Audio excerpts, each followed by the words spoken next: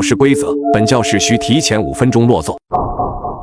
早上睁开眼睛时，耳畔传来纷乱的警告：请所有学生在7点45分之前进入教学楼，否则你将会成为学校食堂的午餐。喇叭声震耳欲聋，其中的内容更是让我后背发凉。把学生做成午餐，什么意思？听着交杂不断的广播，我忍不住有些发愣，瞥了眼墙上，时钟已经指向了7点40分左右的位置，而我的身上正穿着蓝白色的校服。可我不是早就走出社会，工作了7、8年了吗？我将目光挪向窗外，对面果真立着一座高大的教学楼，带着一腔不解，我下楼去查看，慢慢靠近教学楼，身旁有着许多和我一样茫然的人，直到钟声响起的那一刻，我才小心翼翼地踏上楼梯。7点45分到了，我转头看去，那些尚未来得及踏入教学楼范围的人，全都化作一声巨响，噼里啪啦的齐齐爆开，一件件校服被扯得稀碎，飘扬在空中。看着一台台机器开始收集地上掉落的食材，本还残留着一丝睡意的我骤然清醒。这些学生真的成为了学校的午餐。刚踏进教学楼的走廊，第2轮广播声便当即响起：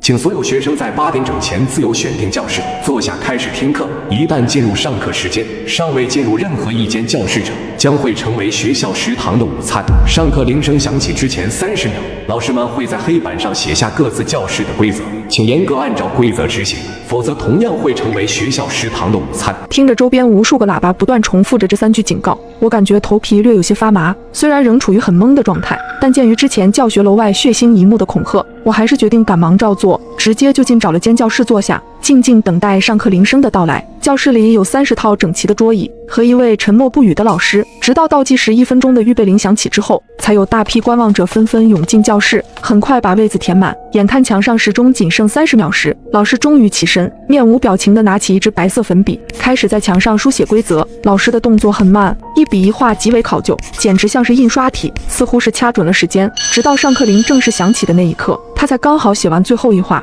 教室规则：本教室需提前5分钟落座。规则一出，整个教室顿时陷入了一片慌乱，因为绝大多数人都是卡着最后1分钟进来的。或许是为了在死亡面前做最后的挣扎，一个肌肉壮硕的男人猛然站起身来，用力拍碎脆弱的木桌，狠狠地看向所有人：各位，为什么要听这什么破老师的规矩？跟他拼了！随后他便冲向老师，而此时的老师面无表情，只是静静地看着这一幕。果然在即将靠近老师的最后一刻，壮汉的身体突然变得僵直，无法动弹。教室里的大喇叭在滋滋声后开启，补充一条学生行为准则：试图进攻或伤害老师的学生将成为学校食堂的员工餐。喇叭声落后，传出了轻舔嘴唇的声音：我们喜欢这样健壮又躁动的食材。话音一落，壮汉竟直接开始爆裂。不只是他，教室里所有卡点进入的人都纷纷炸开，鲜血横飞。有几个幸存的女生忍不住撑着桌子干呕。我目瞪口呆地看着几台机器驶进教室，开始收拾残局，而台上的老师就像是没看到这一幕，仍在自顾自地镇定讲课。这40分钟里，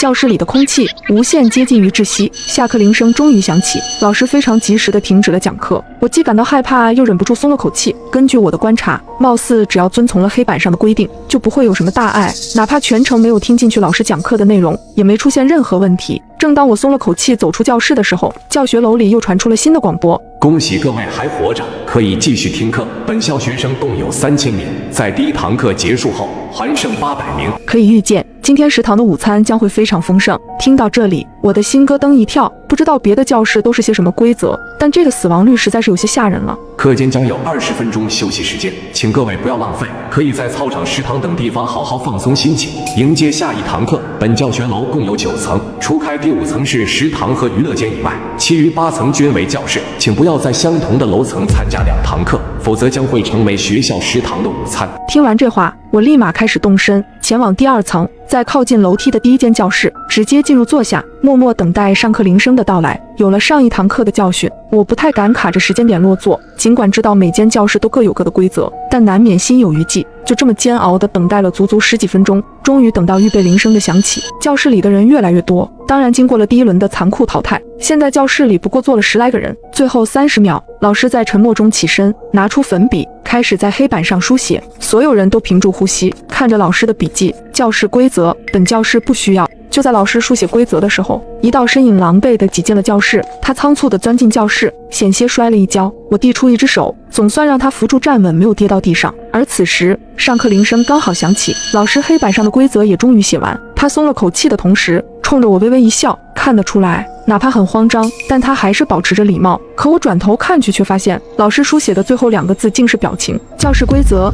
本教室不需要表情。本来准备还女孩一个微笑的我，顿时僵住了脸。随着一声恐怖的尖叫响起，我身旁的女孩竟直接被劈成了2半。我明白，哪怕我的肌肉已经忍不住颤抖，我的脸上也不能有任何变化。40分钟后，直到这道熟悉的声音伴随着下课铃声响起，我总算长长的吐了一口气。恭喜各位还活着，可以继续听课。在第2堂课结束后，本校还剩220名学生。惊魂未定之下，我扫了一眼整间教室，本来坐着的10几个人，现在仅剩下2、3道身影。想要憋住40分钟不动声色，对于人的耐力和体力算是相当大的考验。规则依旧，课间将有20分钟休息时间，请各位不要浪费，可以在操场、食堂等地方好好放松心情，迎接下一堂课。第3堂课将在10点整准时开始，请不要在相同的楼层参加2堂课。紧绷了40分钟的我已经疲劳无比，只能昏昏沉沉地爬上3楼，随便找了间教室坐下。直到预备铃声响起，我才猛然惊醒。教室里竟然聚集了近20道人影，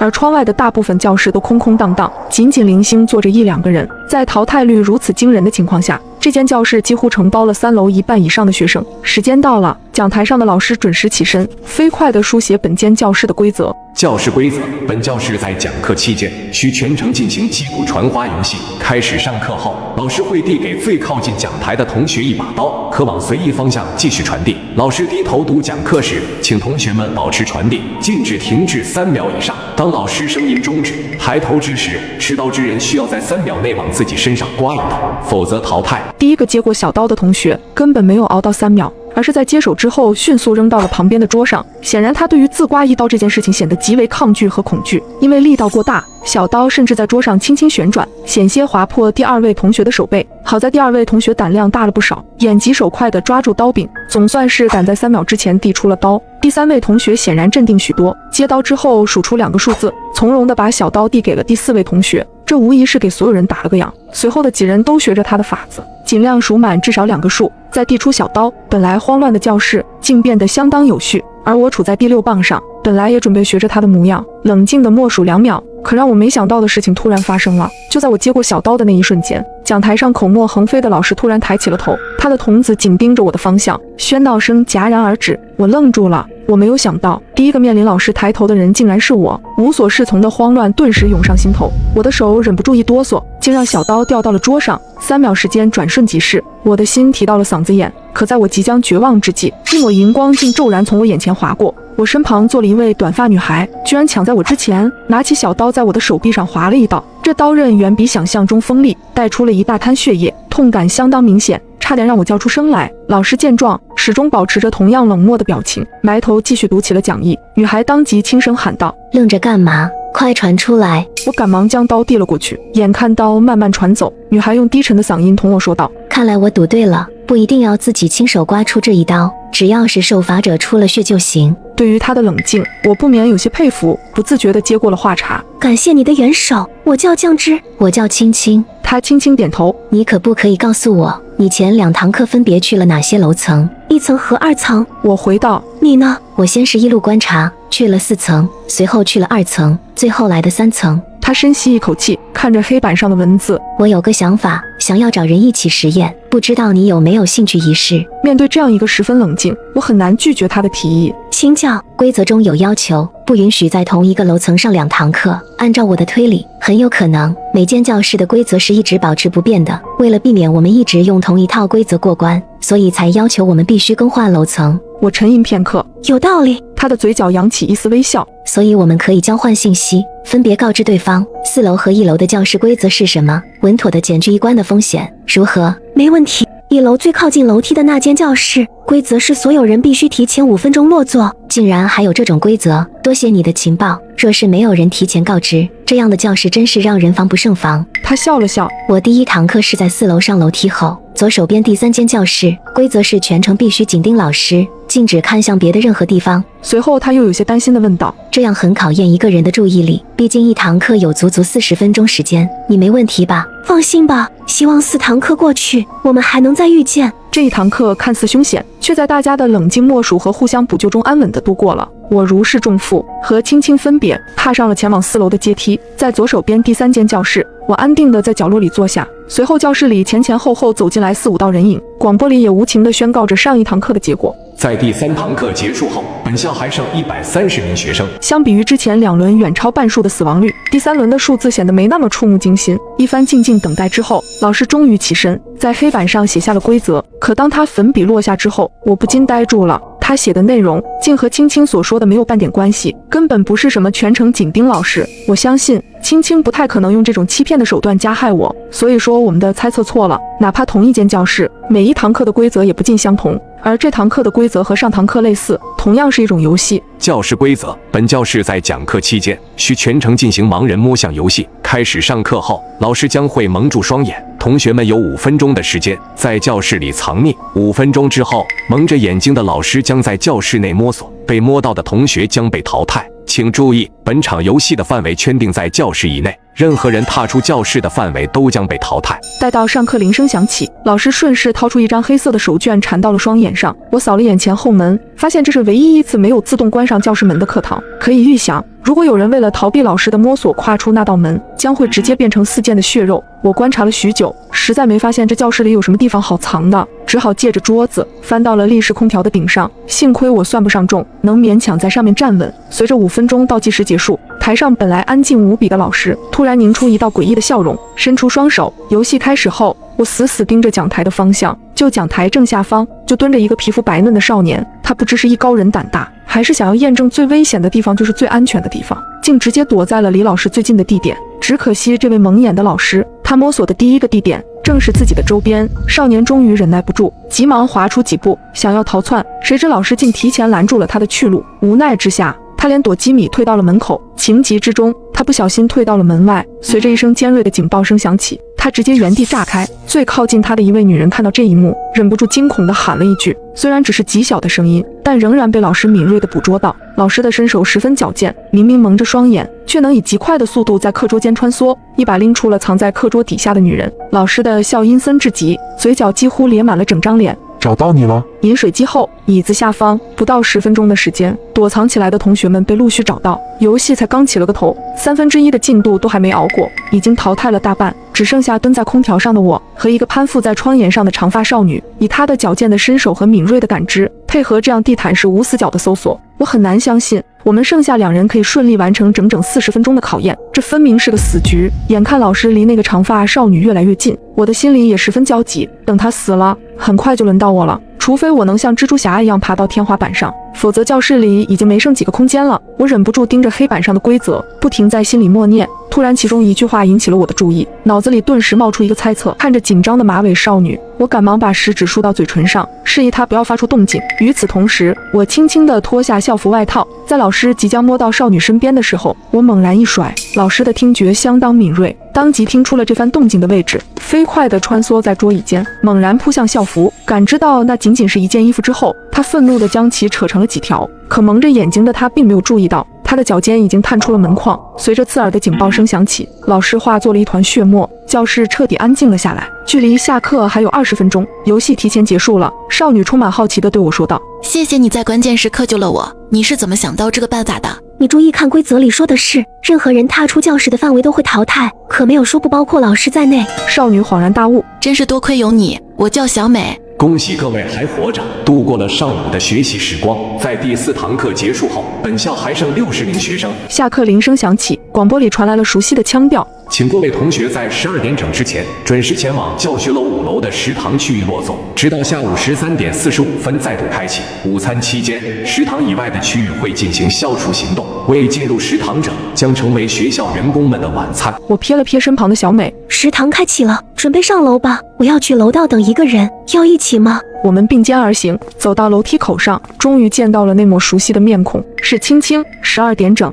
，5楼食堂里，我们3人找了个角落，默默看着穿梭来往的食堂员工，他们不停朝桌子上端来碗盘。趁他们上菜的间隙，我询问青青：“我们猜错了，规则有变，你那边遇到了什么？我这边是打扑克牌。”青青瞥了瞥旁边的小美，教室里只有3人，规则就是打一场扑克，一共10轮，积分最高者活命，其余人直接爆炸。随后他耸了耸肩，如你所见，我手气不错。听起来似乎我们这边更加凶险。待我讲述了教室的规则和后续的发展之后，就连青青都不禁愣住了。各位，用餐时间到了。为了满足大家不同的饮食习惯，我们特意制作了3种不同的菜品。第一种是传统中餐，位于食堂东区；第二种是特制西餐，位于食堂西区，各种熟度的肉排；第3种是工业化熟食，位于食堂中区，是名副其实的午餐肉。一上午的课程过去，想必同学们都饿坏了吧？接下来的时间，请各位自便。喇叭声结束，我呆愣地看着我面前是东区所谓的肉丝炒肉丝，一股呕吐的不适感已经在喉咙和胃管之间徘徊。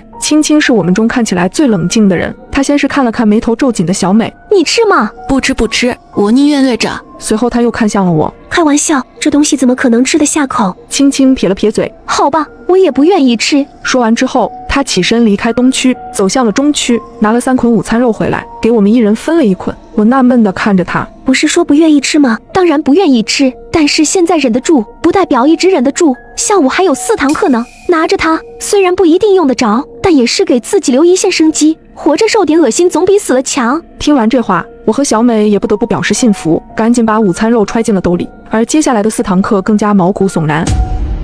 一期间，我在网上刷到一个帖子，惨案，美孚公寓遭遇黑熊入侵，无一生还。我瞪大眼睛，因为我所在的公寓就叫美孚公寓。下一秒，门上传来了指甲摩擦门的声音，我吓得一激灵。现在刚好是5月2号，我爸妈带着我妹出去旅游了。由于我还有个课题要完成，便留在了家里。刚刚那声音像极了有东西用长长的指甲在门上摩擦发出的声音。我恐惧地走到门边，探头往猫眼看去，走廊黑漆漆的，什么也看不见。不过那声音也没再响起来了，我松了口气，心想刚刚或许是听错了吧，肯定是受到那帖子的影响。那帖子是我无意中刷到的。最搞笑的是，帖子的发布时间是5月5号，也就是3天之后，很显然是个恶作剧帖子。不过那帖子说的内容实在有些吓人。帖子里说，在5月2号这天，有一只逃跑的黑熊进入了美孚公寓。这只黑熊非常的邪门，智商更是高的诡异。据说在这之前，这只黑熊是一只实验室黑熊，黑熊吃完人之后就消失了，到现在也没有抓到。有民间组织分析，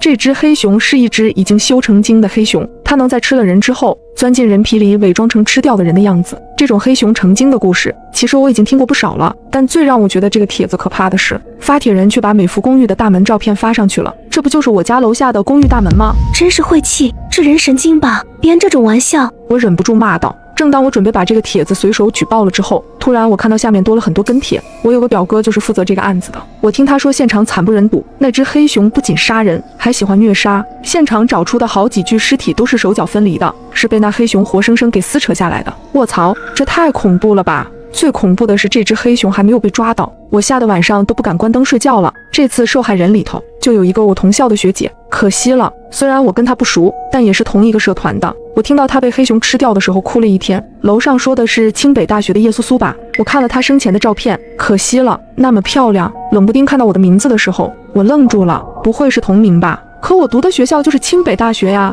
而且这些跟帖是怎么回事？大夏天的我打了一个寒战，怎么这些人说的好像真有这回事发生了呢？也就在这个时候，整个屋子的灯无声无息地熄灭了，房子瞬间笼罩在了黑暗之中，我吓得差点尖叫出声。怎么回事？是停电了吗？我连忙去看公寓业主群，物业刚好在里头发了消息，请各位业主不要恐慌，我们公寓楼总电路出现故障，大概会停电2小时，已经有维修人员过来抢修了。现在是晚上快10点了，大半夜的突然停电了，又加上我在看这种帖子，确实是吓到我了。不过我很快冷静了下来，这个帖子的热度越来越高，跟帖的人也暴涨。今天也不是愚人节呀，我盯着那个叫做草莓甜心的 ID 名，就是那个说我是他社团学姐的，心想这该不会就是我微信里的那个社团学妹吧？她的微信名叫做草莓超甜。为了求证，我给那学妹发了微信，过了老半天，学妹才回复了我。学姐，我刚和室友在外头聚餐呢，你说什么吃人熊帖子，我没法回复啊。你看我和他们现在都在 KTV 呢。学妹的语气听起来很茫然，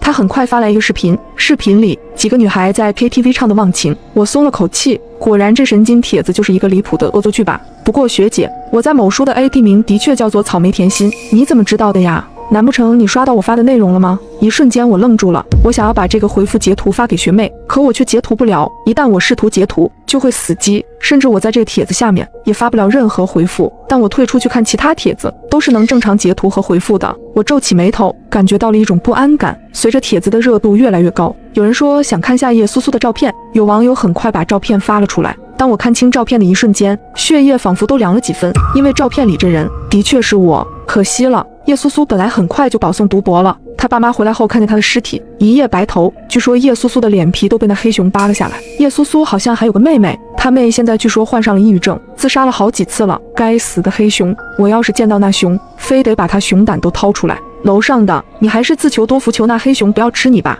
我呼吸愈发的急促，心脏狂跳，后背阵阵发冷。如果这是真实的，那么只有一种可能，这个帖子来自于3天后的未来。就在今晚，会有一只实验室逃出来的黑熊闯入公寓，然后将我们所有人都杀光。我一下就想到了我刚刚听到指甲摩擦门的声音，那有可能并不是我听错了，而是那只黑熊已经进来了。我额头一下全是冷汗，可我不知道要怎么提醒正住在公寓里的其他人。要说有熊进来了，不仅没人相信，肯定还会把我当成神经病。我也不能报警，因为这件事还没发生。要是贸然报警，连警察都会觉得我疯了。正当我不知如何是好的时候，一个十分细微的声音吸引了我的注意，像是有什么东西正在用指甲敲击着门，一下又一下，十分有规律。我突然想起刚刚我在猫眼外什么也没看到，可走廊是黑的，那黑熊也是黑的。如果那黑熊就藏在门外，我也是看不清楚的。一想到那黑熊可能已经来到我门口，我后背汗毛耸立。走廊是声控灯，而且这灯是应急用的，不会因为停电而失去作用，只要有人走过都会亮起来。可现在门缝里没有任何光亮透进来，如果门口真是那黑熊，难道他会隐藏自己的脚步声？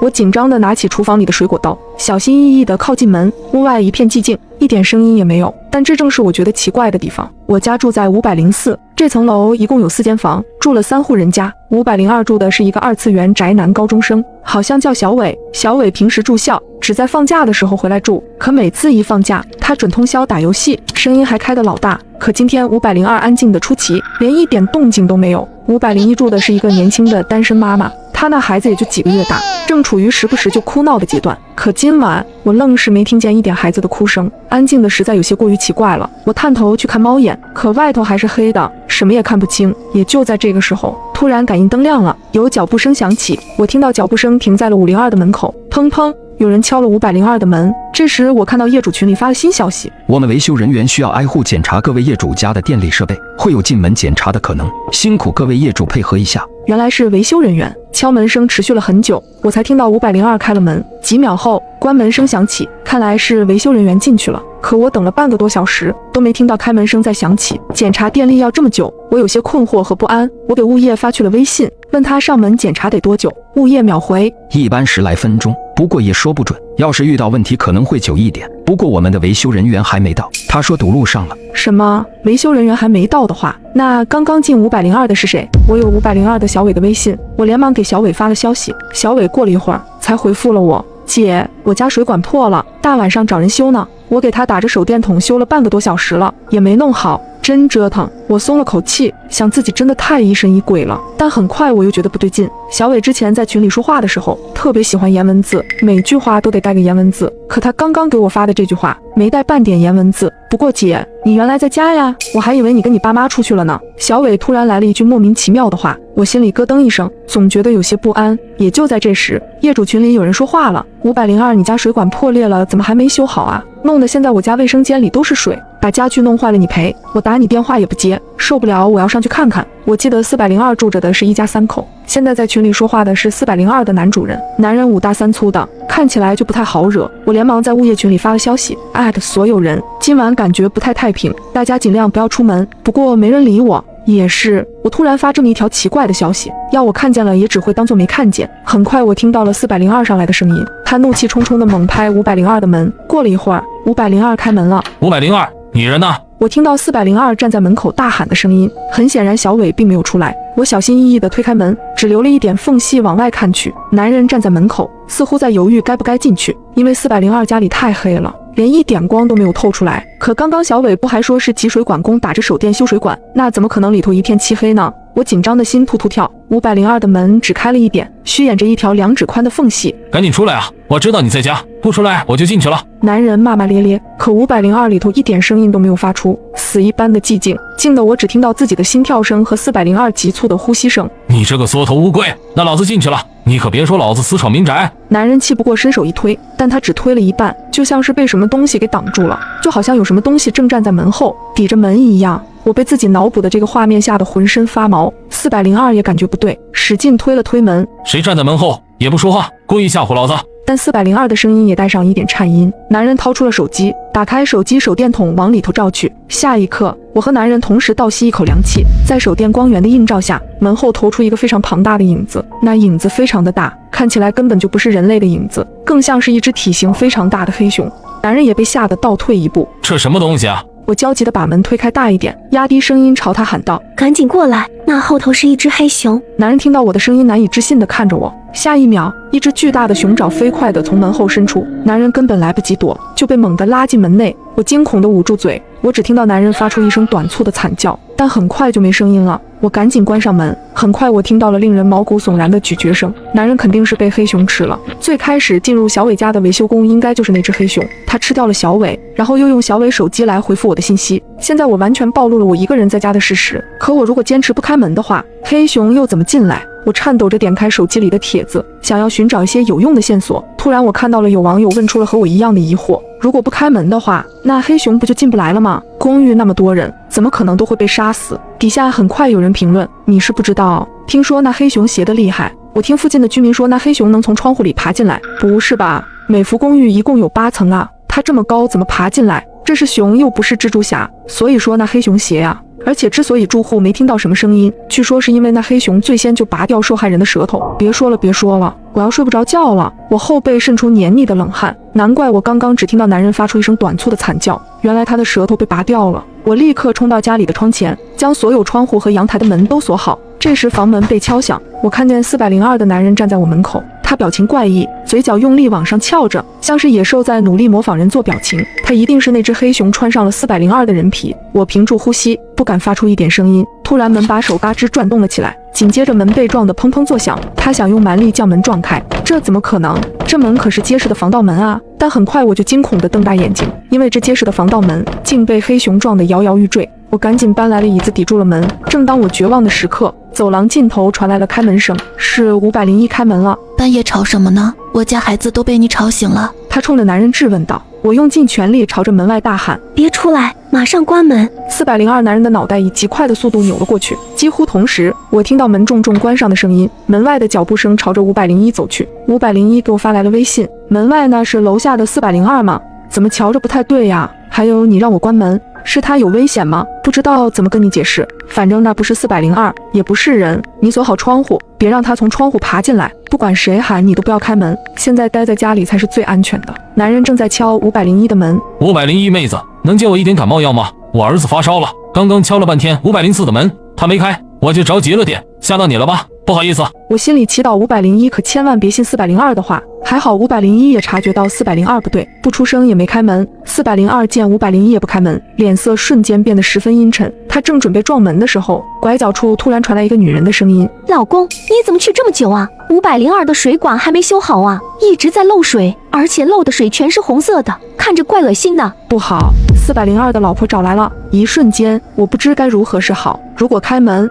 ，402极有可能闯进来；可如果不开门，402的女人就没有任何逃跑的机会了。老公，你怎么站在那儿不动啊？你不是去502吗？女人疑惑地朝着男人走去，不过她很快意识到了不对。血，怎么这么多血？这个时候402男主以极快的速度朝着女人咬去，女人甚至还没来得及反应过来，就被她的老公一下咬住了腿。我看见黑熊从男人的身体里钻了出来，女人此刻应该恐惧到了极点，因为她根本想不到藏在自己老公身体里的是一只大黑熊。走廊里只有女人抽搐般的啜泣声，可过了一会儿，就连声音都没有了。黑熊吃完人，又钻进了402的身体里，可我没想到，它不再朝着我这里走来，而是突然不见了。正当我忐忑不安的时候，突然我听到身后传来响声，我扭过头，差点吓得魂飞魄散。402的男人就趴在窗户上，脸死死地贴在上面，正目不转睛地看着我。他用手掌拍打着窗户的玻璃：你要是敢进来，我就跟你拼了！我朝着黑熊大吼道。此刻我都做好了死的准备。男人对我诡异一笑，他停止了拍打玻璃的举动，快速地爬了下去，消失在我的视野里。我愣住了，难道这黑熊放弃了？可不应该啊，一定有什么其他的原因。为了寻找线索，我又点进了帖子，我快速浏览着，希望能多找到一点有用的细节。有一个评论吸引了我的注意力，我有一个疑问，为什么叶苏苏和501是黑熊最后吃掉的呀？他先吃掉了504，然后把这两人留到了最后，我有点不理解。楼上的，这么跟你说吧，我老家都说黑熊血，是因为黑熊这玩意儿喜欢将最嫩的食物留到最后。你想想叶苏苏长得那么漂亮，501还有一个婴儿，那婴儿被发现的时候，脑袋都被开瓢了。看到这个回复的瞬间，我汗毛耸立，